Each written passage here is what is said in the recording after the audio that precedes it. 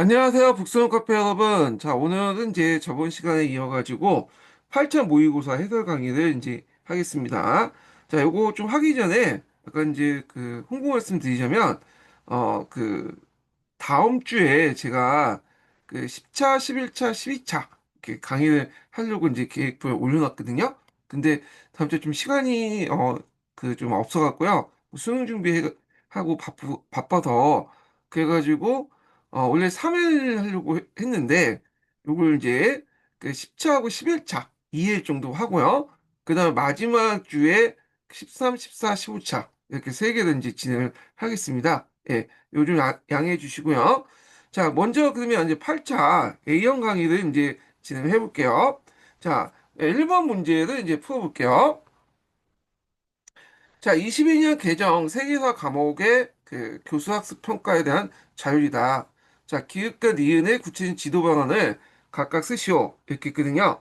자, 여기 세계사 수업에서는 학습자가 최소 성취 수준을 도달하지 못하는 것을 예방하는 것이 중요하다. 그래서 최근에 이제 성취 수준 상당히 강조하고 있죠. 그래서 문자 자료뿐만 아니라 사진, 포스트, 영상 등 다양한 자료를 활용한 탐구 활동 시에는 학습자가 자유 비판적으로 분석하는 능력을 기록 지도해야 된다. 이렇게 있는데, 자, 여기 이제 기억의 이제 그 내용은 이제 뭐냐면, 그 앞에 있는 내용들 이제 이렇게 보충을 해주는 거잖아요. 예. 그래서 도달하지 못할 걸 예방하는 거 중요한데, 예방하는 방법을 알려주는 거죠. 상시로 그 학생들 성취 수준을 확인하고요. 학생들의 이제 적절한 보충 학습 자료 및 추가 학습 기회를 제공해 준다. 그래서 이제 이런 것들 성취 수준을 도달하지 못할 경우에는 방과 후에 이런 이제 보충 학습 자료나 추가 학습 같은 걸 해서 이렇게 이제 한다. 요 내용도 좀 기억을 해두시면 될 것 같고요. 자, 그 다음에 이제 여기 보면 이제 학습자의 자료 분석을 해석할 때는 어떤 것을 이제 뭐냐 지도를 해야 되냐. 자, 일단은 뭐 작성의 주체와 의도를 파악하고 자료에서 드러나지 않는 내용들을 고려하도록 안내한다. 뭐 이런 내용도 있고요. 자, 그래서 그 관련된 내용들을 여기 이제 그 내용과 연결시켜서 풀어보시면 되겠습니다. 자, 그 다음에 이제 2번 문제를 볼게요. 2번 문제. 자, 2번 문제는 이제 대연장 관련된 내용과 권리청원 관련된 내용이거든요. 자, 그 기읍과 니은의 문건을 각각 써보시오. 그리고 밑줄친 이후에 니은 이후에 의회를 다시 소집한 이유를 서술하시오. 이렇게 있는데, 자, 일단은 이제 요거는 언제 때냐면 찰스 1세 때요. 찰스 1세 때 이제 그 당시 뭐냐면 그 의회를 뭐냐면 오랫동안 소집 안 했죠. 마음에 안 든다고. 그래서 이제 있다가 스코틀랜드하고 이제 뭐냐면 전쟁이 일어나니까 그때서 이제 위회를 이제 소집을 했잖아요. 예. 그래서 이제 다시 얘기할게요. 그래서 이제 그 권리청원을 공포하고 나서 그 다음에 의회를 이제 해산을 했죠. 예. 그리고 나서 마음에 안 든다고 이제 계속 이제 의회를 이제 해산을 한 상태에서 소집을 안 했는데 나중에 이제 다시 소집을 하는 계기가 됐는데 이 권리청원 이후에 이게 뭐냐면 스코틀랜드와 전쟁이 일어나니까 전쟁 비용을 마련하기 위해서 의회를 소집을 했던 거거든요. 예, 권리청원 이후죠. 자, 그래서 요거 내용을 파악을 해주시면 될 것 같은데 자, 그러면 이제 여기에서 이제 들어갈 내용이 뭐냐? 여기 들어가는 건 대원장의 내용을 지켜달라. 이거는 권리청원 관련된 내용이다. 권리청원 이후에는 의회를 이제 뭐냐면 소집을 안 했다. 그러다가 스코틀랜드 이후에 다시 소집했다. 이렇게 이제 보시면 되겠습니다. 자, 그러면 이제 여기에서 이제 볼 게 대원장하고 이제 권리청원인데 일단 제가 이제 관련된 사료를 한번 찾아봤습니다. 자, 여기에서 이제 쭉 보면 대원장부터 이제 볼게요. 자, 대원장은 이제 그 예전에 한번 시험 문제에 나왔던 거죠. 그냥 두 번 정도 나왔어. 네. 그래서 이제 조낭의 폭정 및 과도한 이제 세금과 프랑스의 전쟁 패배 등을 이제 했는데요.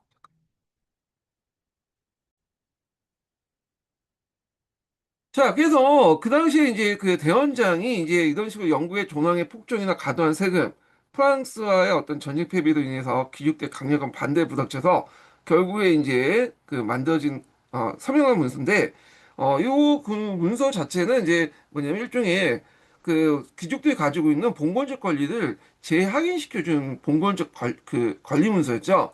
그러다가 나중에 이게 학대 해석해서 일종의 이제 자유민의 이제 범위가 학대 해석되면서 뭐냐면 근대적 문서로 바뀌게 되는데 자 여기 내용을 보면 12조에 그 가세 동의권이라는 게 있죠. 그래서 그 멋대로 세금을 징수하지 마라. 그래서 이제 다수의 동의하래. 물론 귀족들이 동의하래 이제 세금을 징수해라 이 내용인데 이런 것들이 나중에 의회의 어떤 이제 가세 동의권을 이제 확대 해석했다 이렇게 이제 보시면 되고요. 그래서 이제 그 유명한 말 있죠. 대표 없이 가세 없다. 이런 근대 민주주의 핵심 원칙을 확인해주는 그런 내용이었고, 그 다음에 인심 자유 및 적법 전차 같은 거 있어요. 그 자유민과 그와 동등한 신분을 가진 자의 합법적인 판결이나 국법에 의하지 아니하고는 체포나 감금되거나 재산적 권리를 박탈할 수 없다. 자, 이때 자유민이라는 것은 원래는 이제 귀족만 의미한 거죠. 성직자나 그런 것들이 이제 나중에 일반민까지 확대 해석되면서 이제 뭐냐면 적법한 절차와 법률에 의해서만 체포될 수 있다. 이런 게 어떤 그 원칙이 확립됐다라는 거죠. 자, 그래서 이런 이제 그 있고 그 다음에 저항권과 안전장치 같은 게 있고 그래서 요 한번 읽어보세요. 예.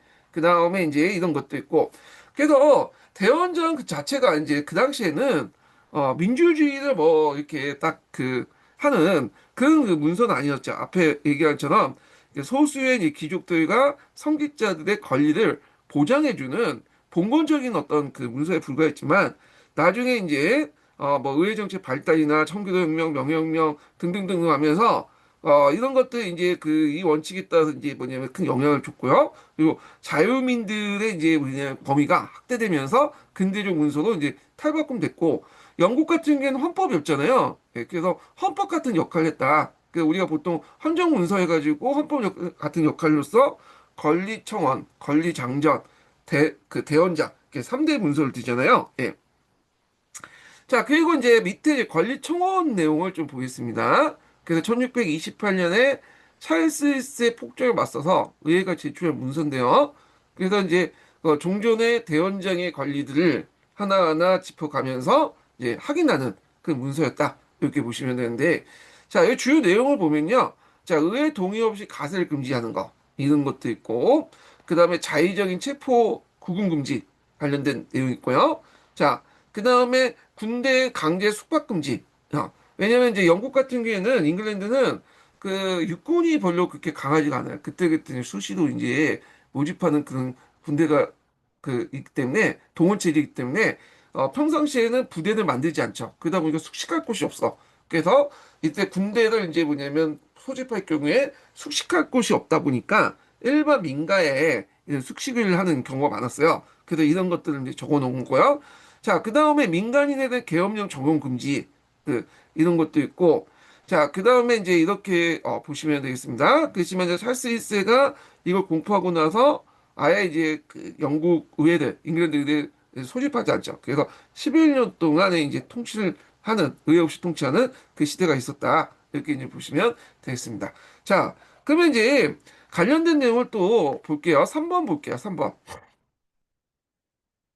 자, 니은 내용이 들어갈 기억의 조약을 명칭을 쓰시오. 그리고 디귿의 지명을 쓰시오. 이렇게 있거든요. 자, 일단은 이거는 이제 시모노세키 조약이에요. 시모노세키 조약. 자, 그래서 이제 이 시모노세키 조약인데, 자, 요거는 이제 그 일본사와 관련돼 갖고 한번 시험 문제 낸 거야. 요거는요. 중국사가 아니라 일본도 이제 중국사 그 시모노세키 관련돼 있잖아요. 자, 그때 이제 그 시모노세키 조약의 부속 조약으로서 뭘 이제 맺기로 이제 이렇게 했냐면 청일 통상 항해 조약을 맺기로 했어요. 예전에 한번 시험 문제에 나왔던 거죠. 그래서 시모노세키 조약으로 청일수 조교가 폐기되고 그렇게 청일 통상 항해 조약이 체결됐다. 그래서 이제 이 조약의 그 성격에 대해서 예전에 한번 물어봤죠. 영사재판권, 협정관세, 체육대우를 일방적으로 인정한 불평등 조약이었다. 네, 이렇게 이제 보시면 되겠습니다. 자, 그래서 이렇게 있고 그 다음에 이 디귿에 들어갈 이제 그 뭐냐면 지명은 상등성의 웨이하이죠. 예.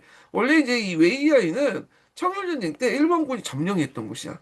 근데 영국과 이제 딜을 해가지고 영국한테 넘어갔죠. 그래서 영국이 웨이하이를 이제 군대에 주둔했던 거 여러분도 알다시피 러시아의 남진 정책을 막기 위한 거다. 여순대전에 딱 바로 그 맞은편에 있잖아요. 그래서 이런 지정학적인 어떤 중요성 때문에 그 당시 웨이아이가 이제 이렇게 뭐냐면 영구 넘어갔다. 그렇지만 이제 일본이 이제 그 당시에는 시모노세키족에는 점령을 하고 있었다. 이렇게 이제 보시면 되겠습니다. 자, 그래서 여기에서 이제 좀 볼 게 뭐냐면 예전에 한번 시험 문이 나왔던 음, 이 청일통상 항해조약 관련된 내용을 좀 보겠습니다. 그래서 여기 이제 시모노세키 조약의 이제 뭐냐면 부속 조약으로 맺어진 건데요. 자, 그래서 종일 수호 조약은 상무적인 조약이지만, 이 청일 통상 항해 조약은 상당히 불평등한 요소를 가지고 있죠. 예. 그래서 여기 보면 일방적인 체육 대우가 있고요. 그 다음에 내지 통상권, 여행권 인정 이런 것도 있고요. 치해법권 제약인 영사재판권 같은 거 있죠.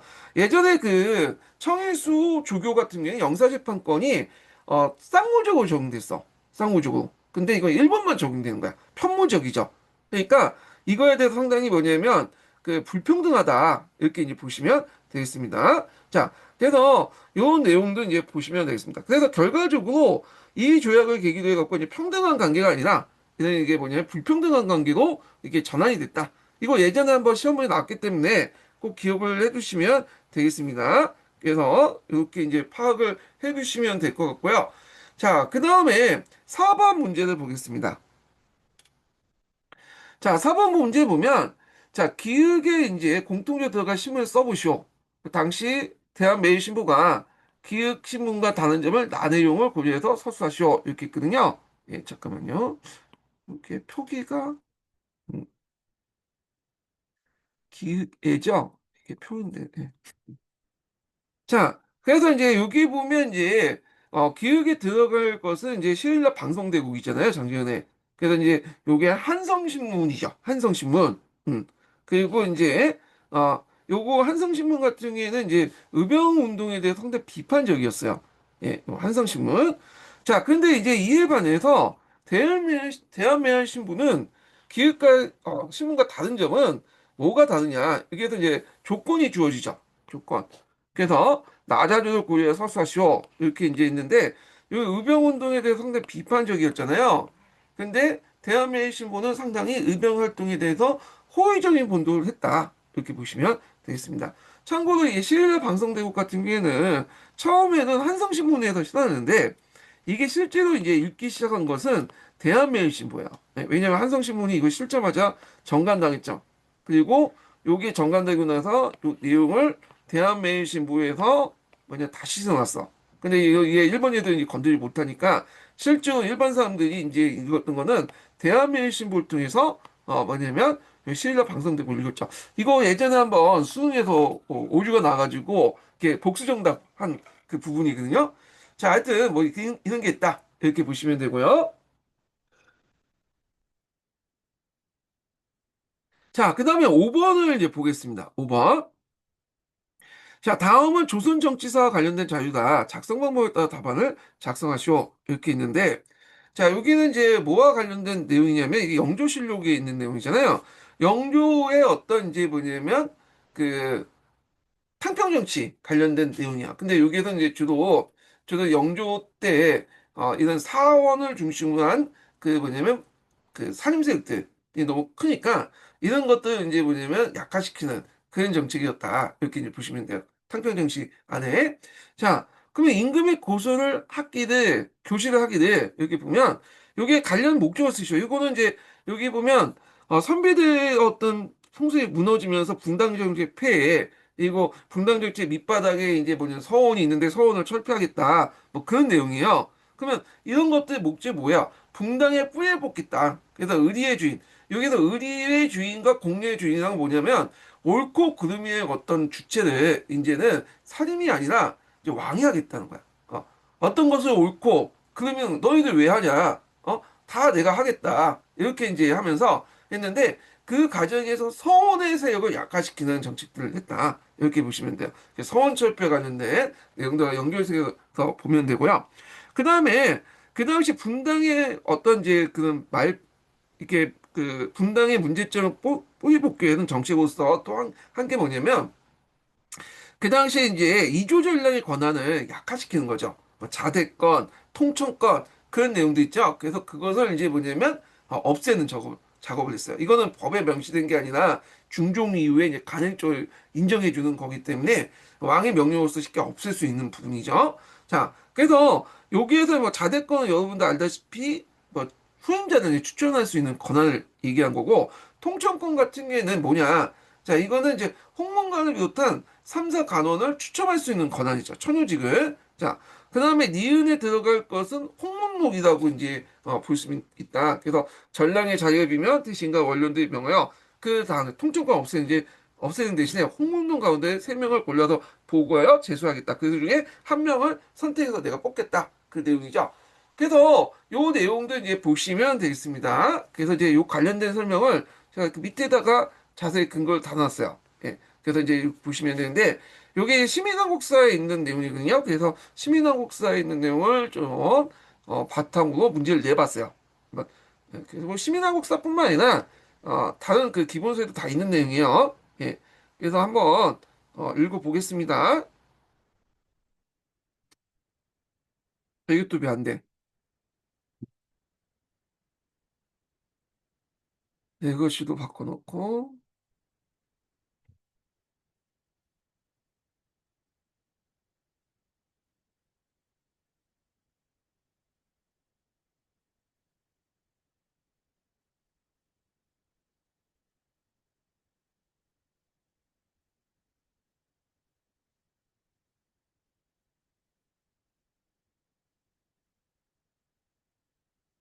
네.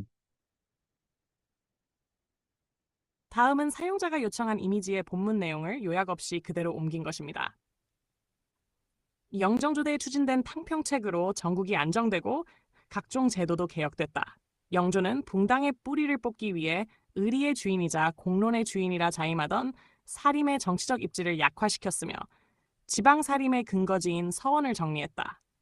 또한 이조 전랑의 권한을 대폭 축소시켰다. 이조 전랑 스스로 후임을 천거하던 자대달지를 폐지하고 그 대신 홍문로에 등재되면 순서대로 이조 전랑이 되도록 했다. 또한 홍문관을 비롯한 3사 관원을 추천하던 이조 전랑의 통청권 통진权을 혁파했다. 시민 한국사권 구피. 네. 자, 그래서 관련된 내용을 좀 정리를 좀 해보시고요. 자, 그 다음에 넘어가서 6번 문제를 보겠습니다. 자, 다음은 이제 중국의 과거제도와 관련된 자료다.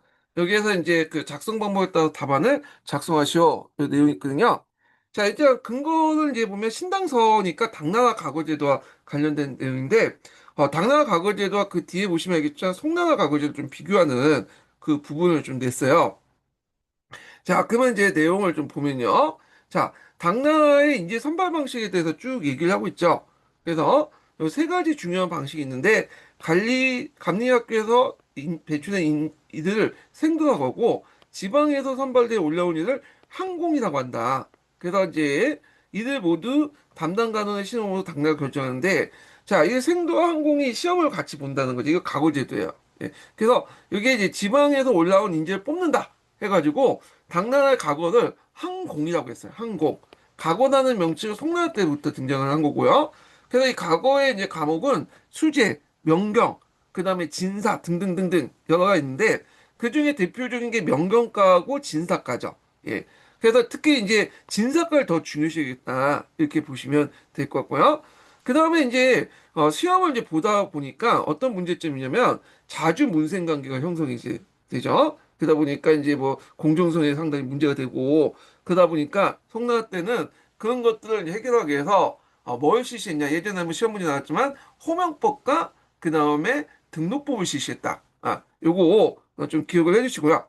자, 그러면 기억에 들어갈 용어는 항공.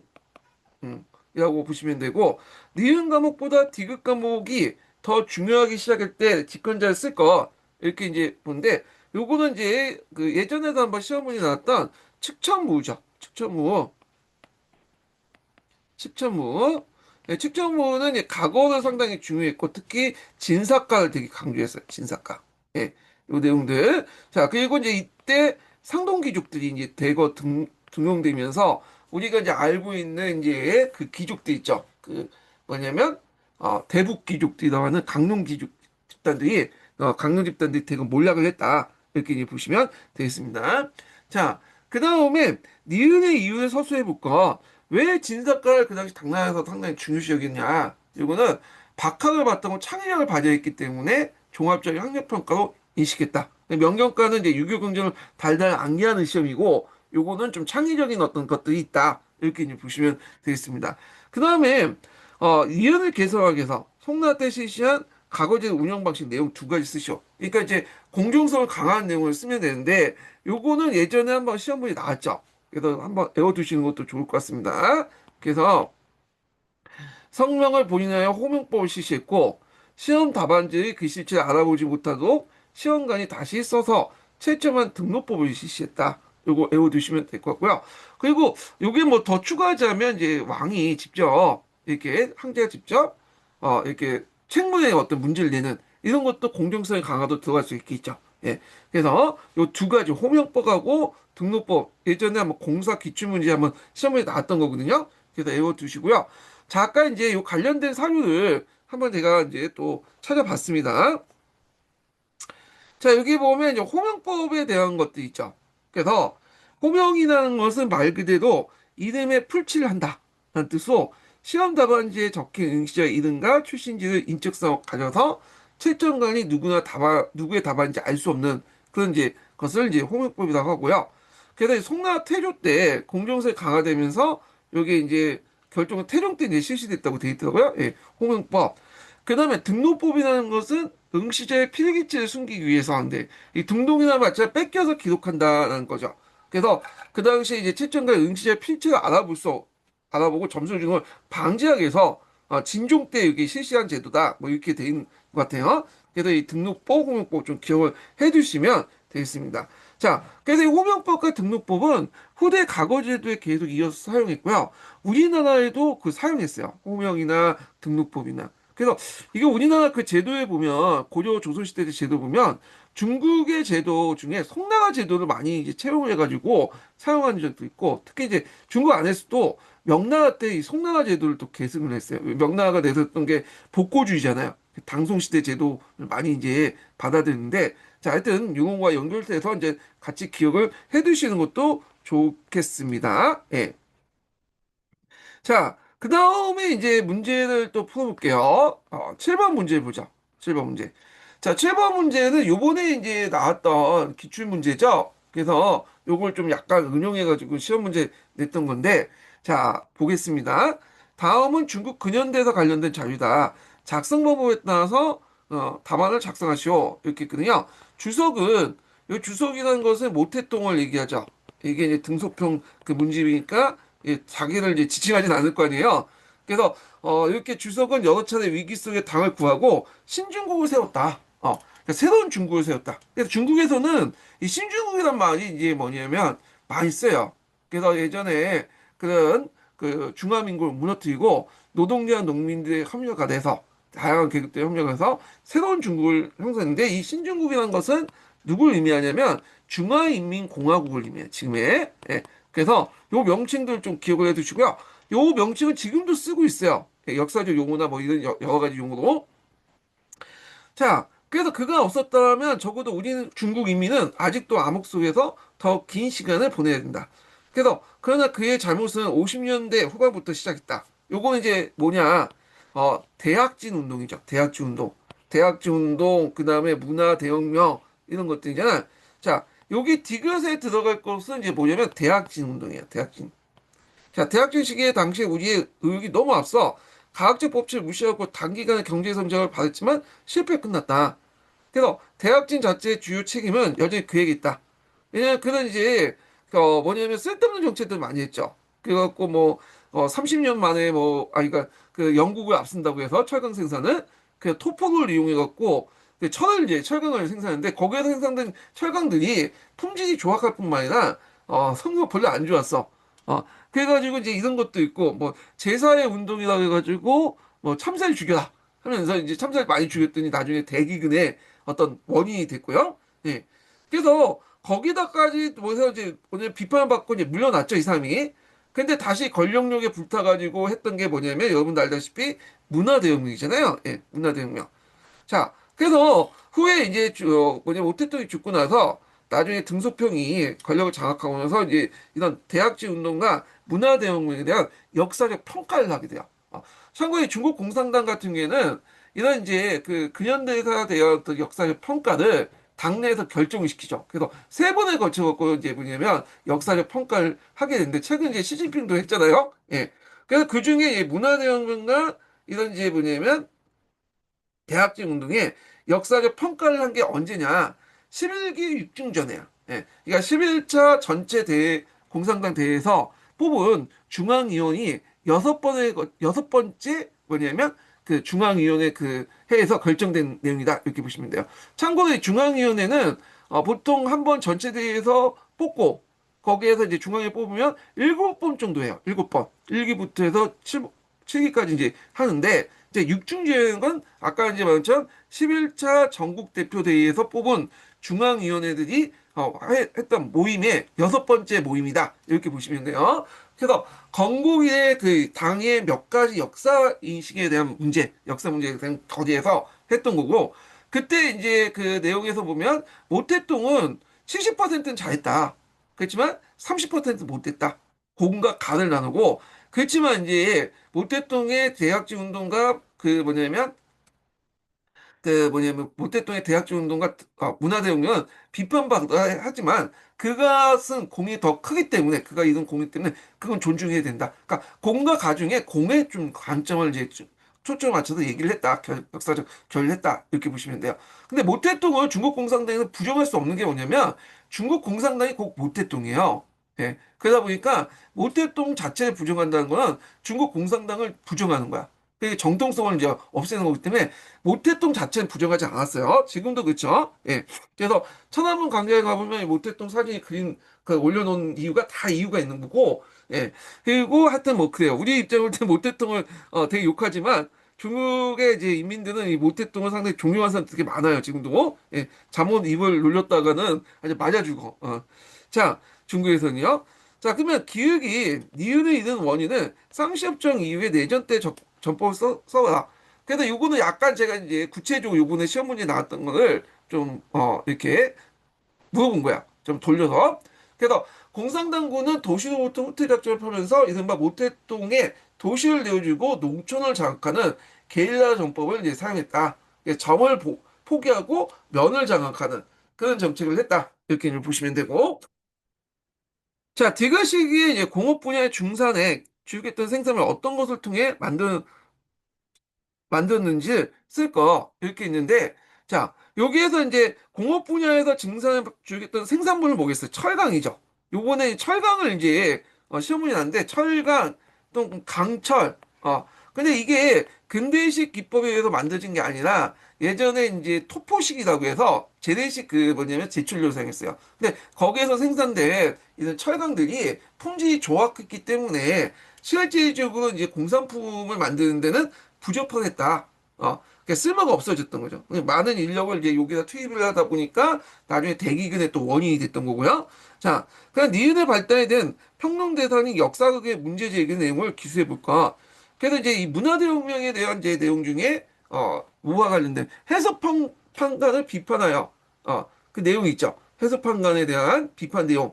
그래서 이제 요 관련된 내용이 예전에 시험문제 나왔죠. 대학지 운동과 인민공사의 추진 과정에서 벌어진 공산당 잘못을 팽덕회를 비판했는데 팽덕회를 해서도 비판을 받아들이지 않은 못했던 세종을 이제 비판했다 해갖고 요 문형이 그 오하미슨 해석판관을 이제 이런 식으로 재해석해가지고 이제 문화대혁명을 일으키는 계기가 됐던 거죠. 트리거가 됐던 것들이고 자 중국공산당의 미은의 공식적 인정행위 이건 11기 육중정에 이렇게 보시면 되겠습니다. 자 그래서 요게 이제 관련된 내용들을 이제 그 밑에 있거든요. 여기 관련된 내용을 한번 정리를 쭉 해보시면 될 것 같고, 요게 이제 여기 재래식 그 철강 관련된 내용이 있으니까, 이것도 한번 보시면 되겠습니다. 그래서 관련된 내가 지금 관련된 자료를 제가 지금 좀 이렇게 했는데, 자, 여기 보면 대학제 운동의 토목고를 이제 사용했다.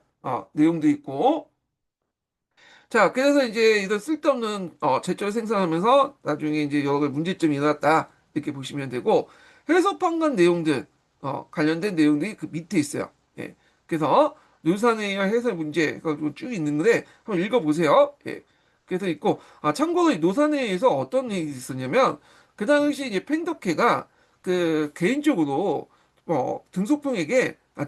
모태똥에게 그 대학정 운동에 대한 비판에 대한 개인 서신을 보냈어요. 예. 근데 이제 모태똥 그걸 읽고 좀 빡쳤나 봐.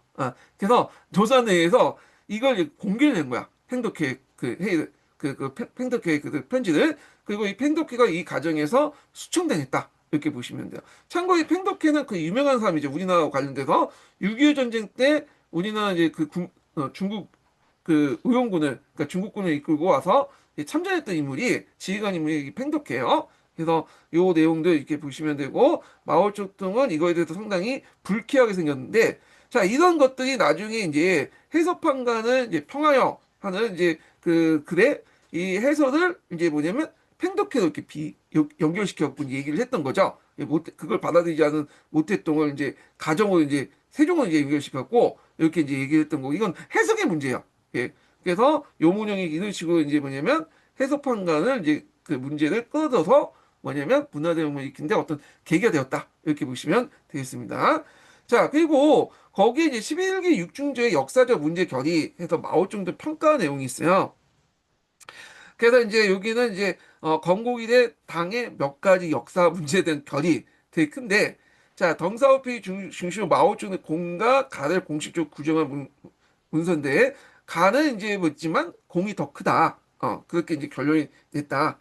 그래서 마오쩌둥의 업적은 제1위로 인정하고 그의 만년의 가오는 2위로 규정해서 흔히 703가, 공이 7이고 가가 3이다. 이렇게 이제 보시면 되겠습니다. 자, 그래서 요 관련된 내용을 한번 봤고요. 그 다음에 넘어가서 8번 문제를 보겠습니다. 8번 문제.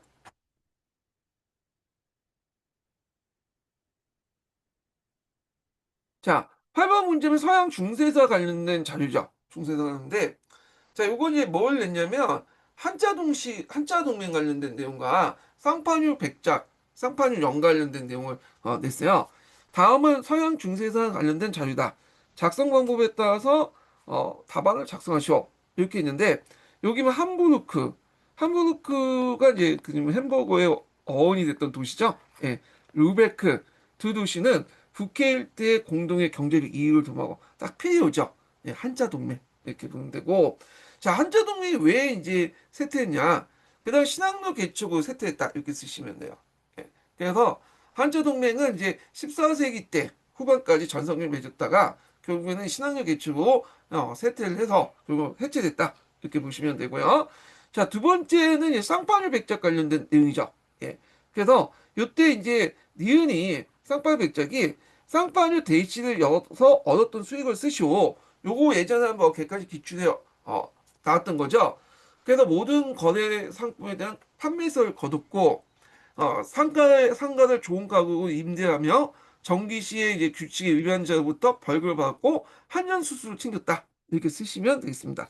자, 그 다음에 여기 디귿이 세트하게 된 정치적 배경을 한 가지 서술로 해볼까 이렇게 있는데, 쌍파뉴에 열렸던 정기시장, 이게 왜 세트했냐? 그 중에 이제 조건을 달았죠. 정책 배경을 쓰라고 했으니까, 자, 상파뉴 백령이 왕령을 편입돼서 고액의 세금이 부과되고 100년 전쟁에 었기 때문이다. 이렇게 쓰시면 되겠습니다. 자, 관련된 이제 사료들 제가 한번 찾아봤어요. 요 관련된 사료들.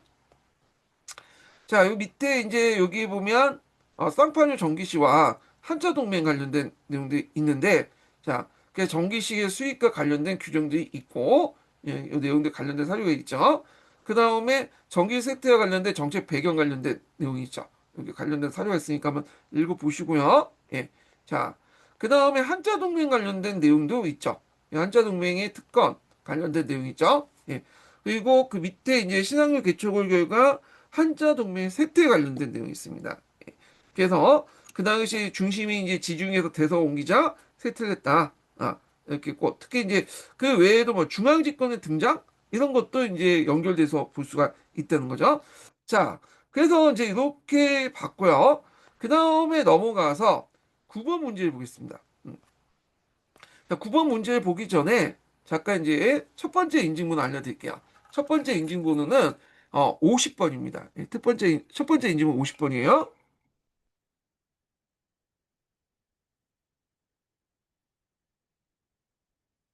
자, 가는 이제 박교사의 고등학교 한국사 수업 계획을 보고 나는 이제 수업 공개 이후에 국가협의회 장면이다. 잘 읽고 작성 방법에 따라 서술하시오. 어디에서 많이 봤던 그 지문이죠? 예문이죠? 요건 제가 이제 그 2년 전에 나왔던 추론 문제를 한번 그 응용해갖고 시험 문제 내봤어요. 예.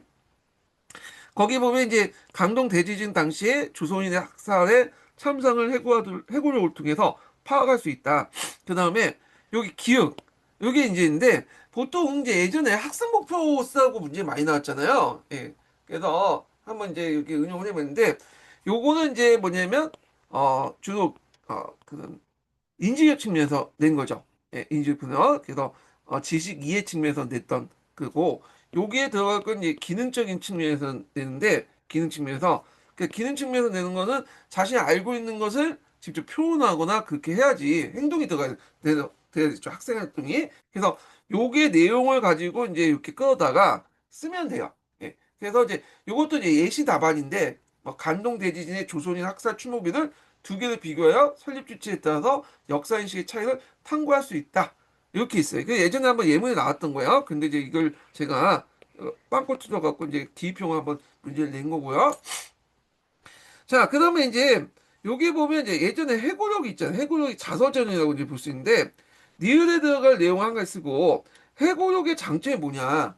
이거는 이제 구체적이고 그 생생한 상의 모습을 개인의 감정을 상의 모습과 개인의 감정을 파악할 수 있다. 이렇게 이제 볼 수 있는데 요 내용은 시민책이 있어요. 시민책. 그래서 재작년에 시민책에서 한번 시험 문제 나왔어요. 얘네 뭐 나온다 해가지고 안 나왔잖아요. 근데 이제 이때 나왔어. 근데 그거 나올 거 같지 않아요. 왜냐면 또 그 다음에는 또 안 나왔거든요. 올해는. 그래서 그냥 낸 거 같아. 한번 찾아가서.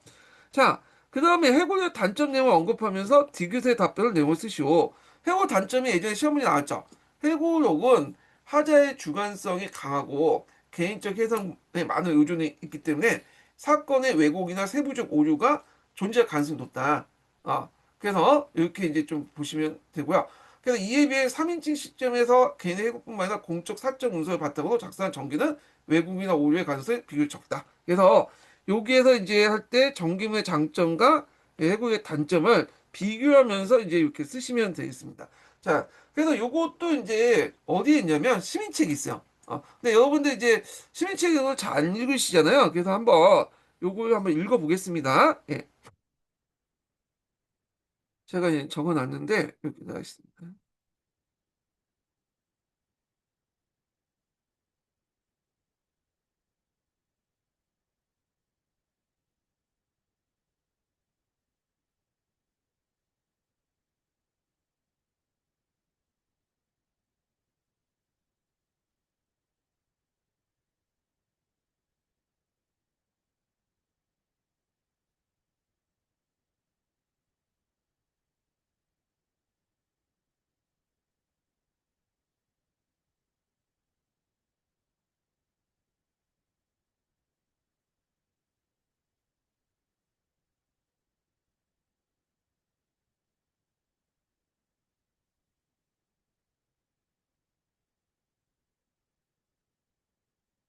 배가 좀 느리네요. 잠깐만요. 예.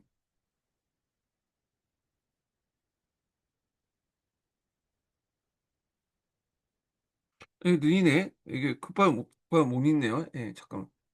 다시 좀 해보겠습니다. 제가 코가 맹맹해가지고, 제가 직접 할 수는 있는데, 일단은 비음이 지금 많이 섞여 있거든요.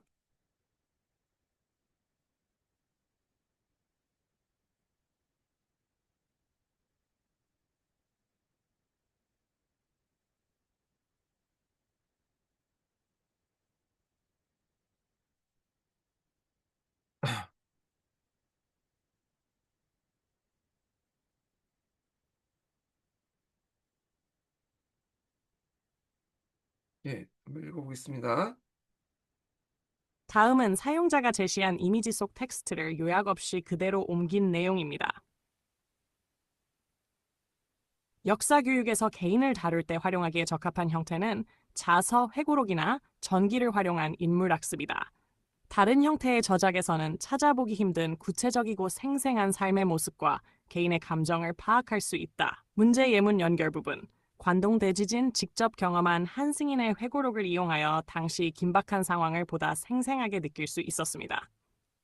하지만 자서전은 화자의 주관성이 강하고 개인적인 회상, 많은 부분을 의존하기 때문에 사건의 왜곡이나 세부적인 오류가 존재할 가능성이 비교적 높다.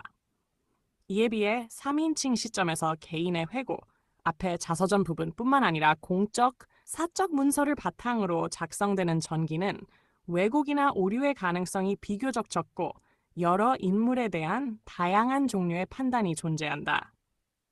시민책 3B7시 다른 요청이 있으면 이어서 말씀해 주세요.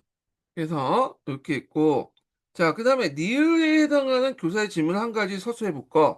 이렇게 있는데, 두 취업의 이제 분석 내용을 진행하면서 강동대학생 주체에 대해서 잘 드러나게 했던 교사의 질문이 좋습니다. 이렇게 있죠. 그러면 이 교사의 질문 주체가 어떻게 잘 드러내냐? 이렇게 이제 보는데, 참고로 여기 쭉 보시면 알겠지만, B1의 이제 그 추별을 한번 읽어볼게요. 다이쇼 12년에 강동 대진의 당시에 조선인대 동란을 일으켰다는 유언비어에 도쿄 방면에서 온 수십 명의 사람들이 이 지역에 비참한 체류를 마쳤다. 그래서 이때 강동 대학살에 대한 어떤 가해자가 명시돼 있죠. 근데 이제 요에 반해서 한국인 조선의 수행자 추도 지분, 추도지비라고 보면 자, 그 1923년에 간동 대지진 당시에 수많은 한국 조선인들이 일본의 군대, 경찰, 유언비를 믿는 민중의 손에 살해되었다. 아, 잠깐 다시 할게요. 제가 잘못 설명했어요. 그래서 도쿄 방면에 온 수십 명의 사람들이 이 지역에 비참한 체험을 마쳤는데 여기는 드러내지 않죠. 예, 여기는 제가 잘못 설명했어요. 이거는 예, 그래서 이거 드러내지 않는 거고.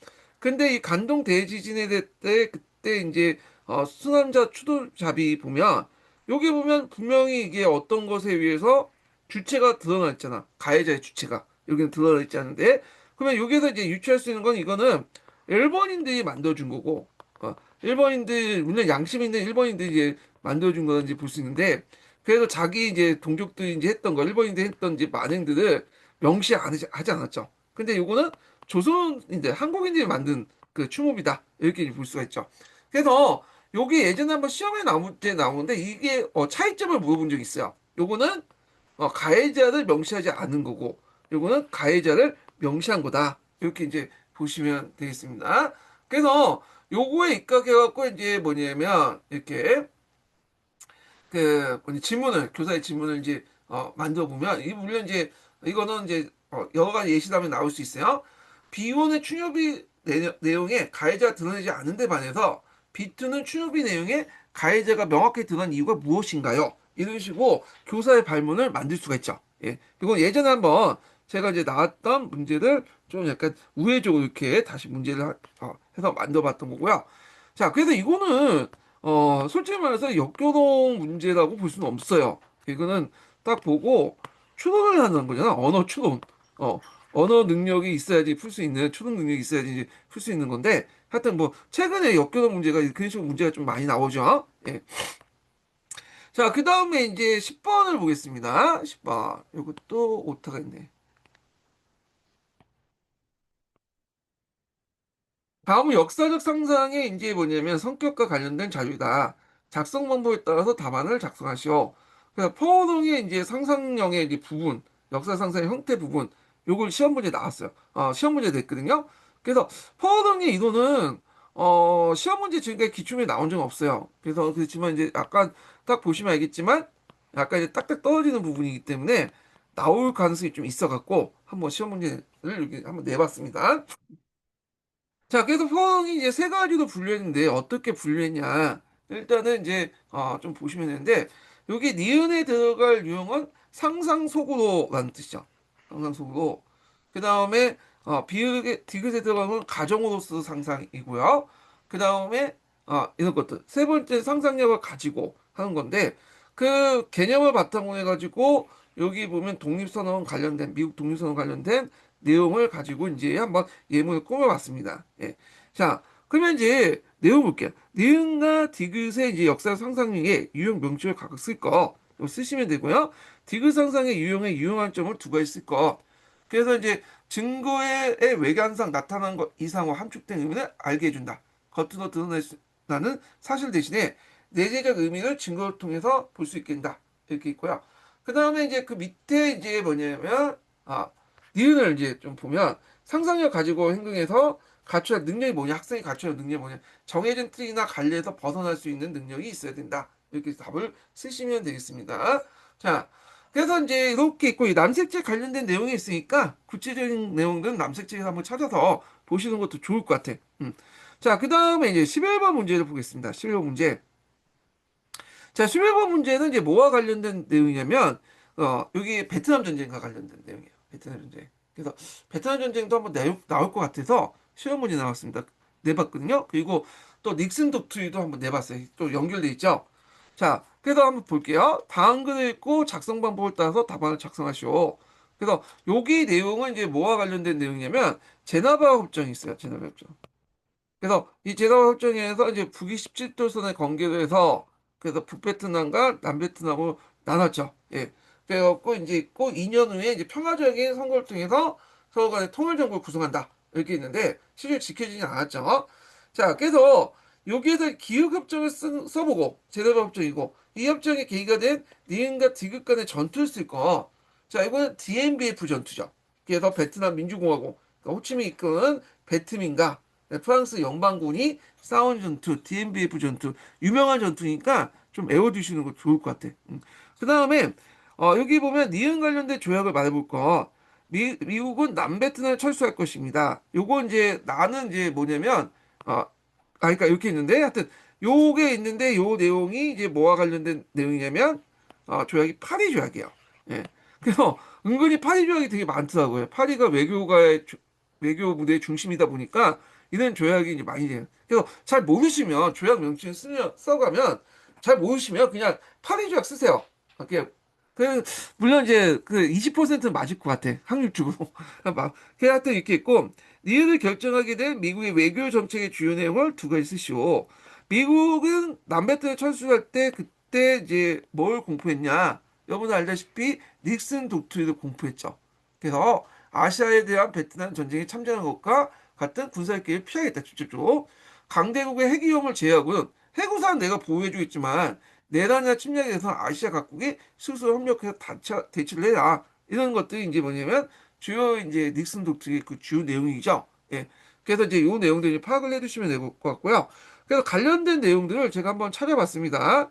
거기에 보면 이제 그 DMBF 전투와 제네바 협정 내용 있고요. 예. 그 다음에 이제 여기 닉슨 도트리 관련된 내용 있죠. 그 닉슨 도트리는 그 한국사라든지 뭐 이렇게 세계사 사료에도 많이 나오는 거죠. 교과서 사료에도.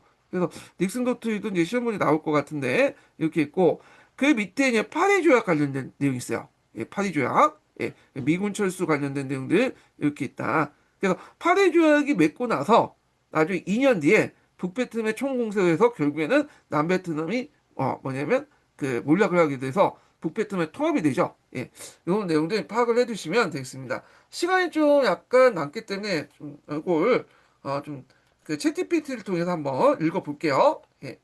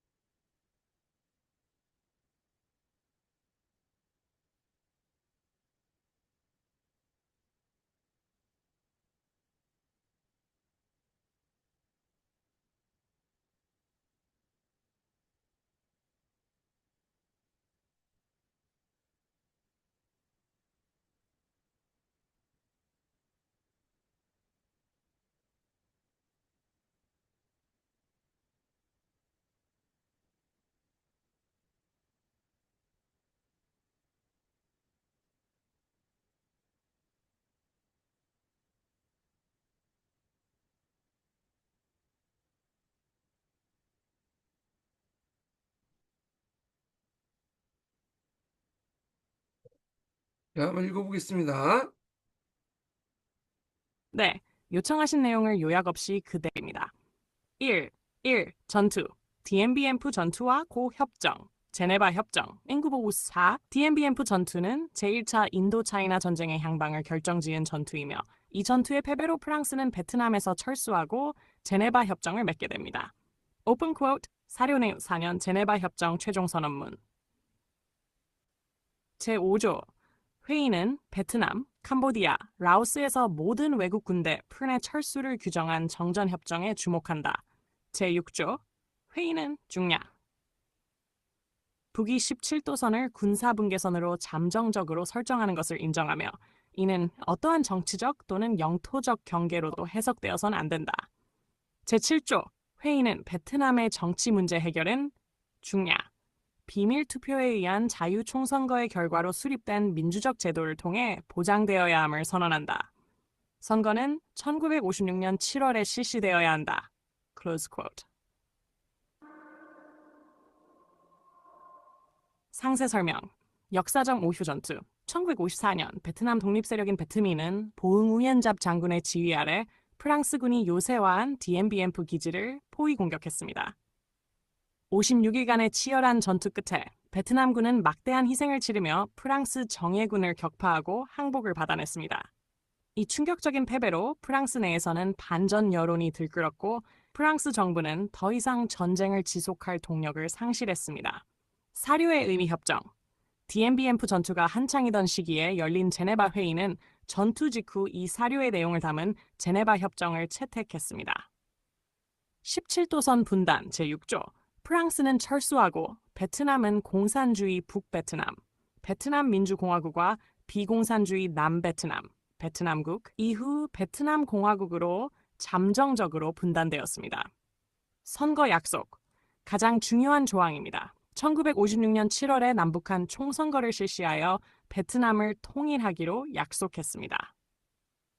역사적 의의, 베트남 전쟁에서 미국과 남베트남 정부는 이 협정에 서명하지 않았습니다. 남베트남의 응오딘지엠 정권은 공산주의 세력이 우세한 총선거에서 패배할 것을 우려하여 미국의 암묵적 동의하에 1956년 통일선거를 거부했습니다. 이에 북베트남이 무력 통일을 결정하고 미국이 남베트남을 지원하며 본격적으로 개입하면서 제2차 인도차이나 전쟁, 즉 베트남 전쟁이 발발하게 되었습니다. 닉슨 독트린 외교 정책 내용. 이미지의 외교 정책 내용은 1960 리처드 닉슨 미국 대통령이 괌에서 발표한 닉슨 독트린의 핵심을 정확히 요약한 것입니다. 오픈 쿼트 사료 내용. 1969년 7월 25일 리처드 닉슨 대통령 하면서 첫째, 미국은 모든 조약상의 의무를 지킬 것이다. 둘째, 우리는 우리와 동맹을 맺은 국가 혹은 그 생존이 우리의 안보에 중대하다고 판단되는 국가의 자유가 핵 강대국에 의해 위협받는 경우 방위의 핵 실드를 제공할 것이다. 셋째, 다른 형태의 침략이 포함되는 경우 미국은 우리의 조약 의무에 따라 요청이 있을 시 군사적, 경제적 원조를 제공할 것이다. 그러나 우리는 직접적으로 위협을 받은 국가가 그들 자신의 방위를 위한 인력을 제공할 일차적인 책임을 져야 한다고 기대할 것이다. 출처 리처드 닉슨 1970년 2월 18일 의회 보고 세계 평화를 위한 미국의 외교 정책에서 괌 독트린을 공식화한 내용. 역사적 맥락 닉슨이 취임한 1969년 미국은 베트남 전쟁의 수렁에 깊이 빠져 있었습니다. 막대한 인명피해와 천문학적인 전비 지출로 인해 미국 내에선 반전 여론이 극에 달했습니다. 닉슨은 명예로운 평화를 내세우며 당선되었고 베트남에서 발을 빼야 하는 절박한 상황이었습니다. 사료의 의미. 이 독트린은 베트남 전쟁의 교훈을 반영한 미국의 출구 전략이었습니다. 군사적 개입을 피할 것이다. 제3조. 방위를 위한 인력을 제공할 일차적인 책임을 져야 한다는 말은 베트남 전쟁처럼 미국이 직접 지상군을 대규모로 파병하는 일은 더 이상 없을 것이라는 선언이었습니다. 스스로 협력하여 제3조. 아시아 동맹국들은 스스로의 힘 맨파워로 내란이나 침략을 막아야 하며 미국은 뒤에서 군사, 경제 원조만 하겠다는 의미입니다. 핵 위협은 예외. 제2조. 소련이나 중국 같은 거대 공산권의 핵 위협에 대해서만 미국이 직접 개의구산하겠다고 선을 그었습니다. 역사적 의의. 이 닉슨 독트린은 곧바로 베트나마제이션 정책으로 이어졌습니다. 이는 미군을 단계적으로 철수시키면서 남베트남군이 스스로 전쟁을 치를 수 있도록 막대한 무기와 자금을 지원하는 정책이었습니다. 조약, 파리 표약, 조약.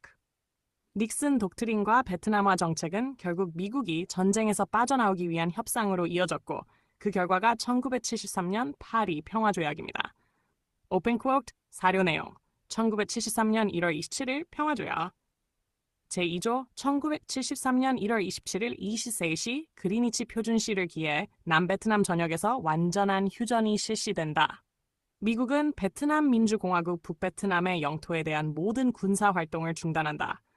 제5조 본협정 서명 후 60일 이내에 미군 및 미국의 동맹국들의 군대, 군사 고문, 군사 기술 인력, 전쟁 물자, 중량, 모든 병력이 남베트남에서 완전히 철수한다. 제8조 포획된 모든 군인 및 민간인의 귀환은 미군 철수와 동시에 완료되어야 한다. Close quote. 한철 상세 설명. 역사적 맥락. 미국은 베트남화 정책에도 불구하고 남베트남이 승리할 수 없음을 깨달았습니다. 동시에 북베트남도 미국의 대규모 폭격, 1972년 크리스마스 폭격으로 막대한 피해를 입어 협상이 필요했습니다. 헨리 키신저와 레드토 북베트남 간의 비밀 협상 끝에 이 조약이 체결되었습니다. 사료의 의미, 미군 철수 제5조. 이 조약의 핵심은 미군의 완전한 철수입니다. 미국은 베트남 전쟁에서 공식적으로 손을 뗐습니다. 포로 송환, 제8조. 미국은 자국의 전쟁 포로 POW들을 돌려받았습니다. 닉슨은 이를 명예로운 평화, Peace with Honor라고 선언했습니다. 불완전한 평화 현실, 사료에는 명시되지 않았지만 가장 치명적인 문제는 북베트남군의 남베트남 주둔이 그대로 인정되었다는 것입니다. 미군은 철수하는데 북베트남군은 남베트남 영토 안에 그대로 남아있게 된 것입니다. 역사적 의의. 이 조약으로 미국은 베트남에서 철수했지만 남베트남과 북베트남의 근본적인 대립은 해결되지 않았습니다. 결국 미군이라는 방패막이 사라진 남베트남은 2년 뒤인 1975년 4월 30일 북베트남의 총공세 호찌민 작전을 막아내지 못하고 4.20이 함락되면서 무조건 항복하고 멸망했습니다. 필요하시면 자, 해당 내용을 그래서 이렇게 해서 이제 한번 봤고요. 자, 그 다음에 이제 11번 문제를 보겠습니다. 자, 이거는 이제 식민사학 관련된 내용인데 예전에 제가 나왔던 그 기출문제를 응용해가지고 한번 이제 문제 만들어봤어요. 자, 다음은 일제강점기 시대 때 관련된 자료다. 작성 방법에 따라서 답안을 작성하시오. 이렇게 했는데, 자, 한국인은 다른 식민지에 야만적이거나 완전히 개화되지 못한 민족과 달리 독소라는 문화 속에 속해 있으며 감히 문명에 뒤지지 않는다. 일본인들이 말한 거고요. 일본인들도 인정을 한 것 같아. 이 부분에서는 옛 역사를 금지하는 것 대신에 공명 정확한 역사서를 만드는 것이 지름길이다. 그러니까 무조건 예전 책을 읽지 말라고 하는 것보다는 우리가 좀 자기 입장에 볼 때 공정한 역사서를 만드는 게 제일 중요하다. 그래서 이것이 이제 조선 반도사의 편찬에 필요한 주된 이유다. 이렇게 있는데, 자, 이때 이제 조선 반도사를 이제 편찬하기 위한 기구 명칭을 쓰고 했죠. 기록을 하기 위한. 그래서 이제 이 기구 명칭이 이제 뭐냐. 요거 예전에 한번 시험 문제 나왔던 건데, 그 뭐냐면, 조선사 편수예요. 보시면 돼요. 조선사 편수에. 조선사 편수에.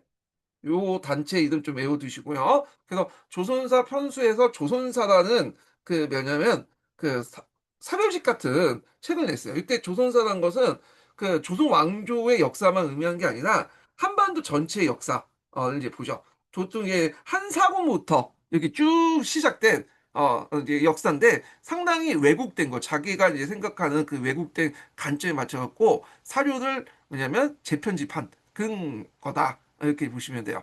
자, 그 다음에 이제 여기 보면 디귿과 미음의 서명을 쓰시오. 여기에 대항해갖고 이제 민족주의 사학자나 그다음에 사회경제 사학자, 그러니까 이제 마르크스 사학자들이 되는데, 자, 여기에 들어갈 것은 한국 통사죠. 한국 통사. 뭐 이거는 여러분들 보시면 알겠죠. 그다음에 이것도 이제 여러분들 이제 보면 조선사의 경제사죠. 예, 그 박은식, 백나온 이렇게 있는데 박은식은 시험 문제 많이 나와요. 민족주의 사학자들 나오면 신채호보다는 거의 이제 인용에서는 박은식이 나와요. 박은식. 신채호는 안 나오더라고. 나올 것 같은데 안 나와.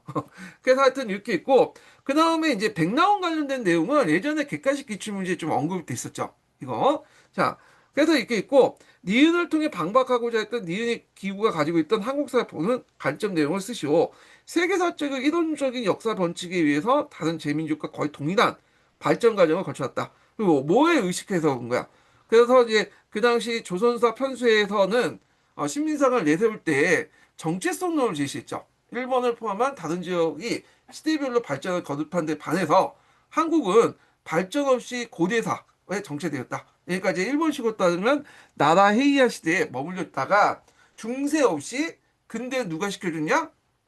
이거 우리 일본이 이제 시켜줬다. 그런 논리는 이제 뭐냐면 제시했다. 이렇게 보시면 되겠습니다. 자, 그래서 이에 방박해서 이 백나원은 조선사의 경제사에서 한국사가 세계사의 보편적 발전 법칙에 따라서 발전됐다. 고대, 중세, 뭐 이렇게 근대 이런 식으로 현대 이렇게 제시했고, 아니 근대까지 이렇게 했고, 근대 중세에서 근대 넘어갈 때 일본이 강제로 한 게 아니라 일본 고대에서 근대로 넘어갔다고 했잖아요. 일본의 개항을 통해서. 근데 이에 대해서 우리도 분명히 그 중세 시대 때 나는 자본주의 싹이 있었다. 조선 말기 때 후기 때 그 자본주의 있잖아요. 그래서 자본주의 맹하설 제시했어요. 그래서 이런 자본주의 맹하 이론이 지금 교과서에도 들어가 있죠. 조선 후기 때 어떤 사회경제 발전사를 때 강조하는 것도 백나원의 영향이었다 보시면 되겠습니다. 그래서 이제 이렇게 이제 쓰시면 될 것 같고 잠깐 요 관련된 내용을 제가 이제 좀 찾아봤는데 어, 이거 얘가 안 찾았네. 자, 하여튼 요 내용 이렇게 파악을 해주시면 되겠습니다. 찾으셨니 찾아보지 못했어요. 얘가 가끔씩 이렇게 있고 자, 그러면 일단 이제 이렇게 해서 끝나고요. 좀 쉬었다가 B형 강의를 이제 또 진행을 하겠습니다. 예.